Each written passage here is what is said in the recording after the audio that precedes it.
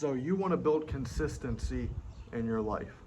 To build consistency, you first have to change your identity about yourself and how you think about yourself. You have to change your identity to the person that actively does the thing that you want to be consistent in. So what I mean by that, if you're someone that wants to get more consistent in the gym, you have to start thinking of yourself as an athlete rather than someone that just occasionally tries to go to the gym or someone that's trying to get consistent in the gym.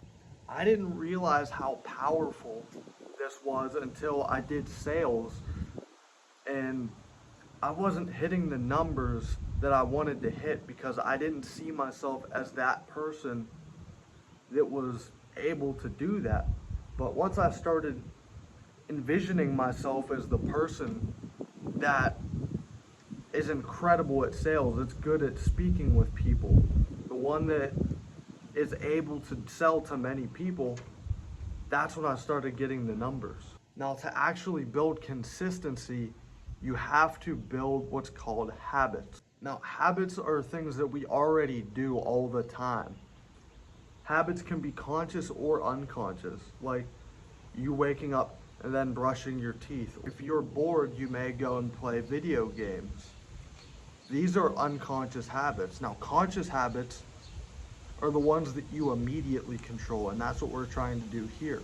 We're trying to build these conscious habits so that they become unconscious habits. Once we've built these subconscious habits, then it becomes far easier for us to do the habits that we need to do and become consistent in them.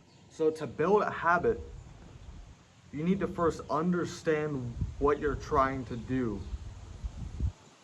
and not just have an idea. You need to 100% understand what your goal is. Once again, if your goal is to get into the gym, you need to identify how many days you want to get into the gym in your first year. So don't lie to yourself. Your first year, you're not going to be going 365 days of the year. For your goal for the first year, you may say, I want to get into the gym 100 times this year, which would be completely reasonable. That would be insane progress. Once you've made it really clear what your goal is to turn into a habit, you need to make it very attractive. You need to start thinking, why do I want this goal? Why does this make sense? Why do I need to have this? So if your goal is to get into the gym for 100 days out of the year, think about why that would be so important for you. How much better would your physique look? How much weight will you lose? What do you look like instead? How attractive will you be? And once you've played it up in your mind and you've made it extremely attractive, what you then need to do is make it super easy for you to actually follow through and complete this goal. So for you going to the gym, you'd want to make a schedule where you fit the gym in every single day. Now, your gym sessions, you don't want your gym sessions to be super long and crazy because that just makes it more difficult on yourself. If your goal is to start getting into the gym more consistently, then what you'd want to do is make it super easy and forget your ego. Just do something that you get into the gym for those 100 days. Make it so you have maybe one workout to complete. Because one workout is far easier to complete than 14 different sets and all these different splits like that I do now because I'm years into the game. You need to drop your ego and start from a beginner's place. After you've done that, you need to make it extremely satisfying for you to actually go and do this. Now, what I mean by that is,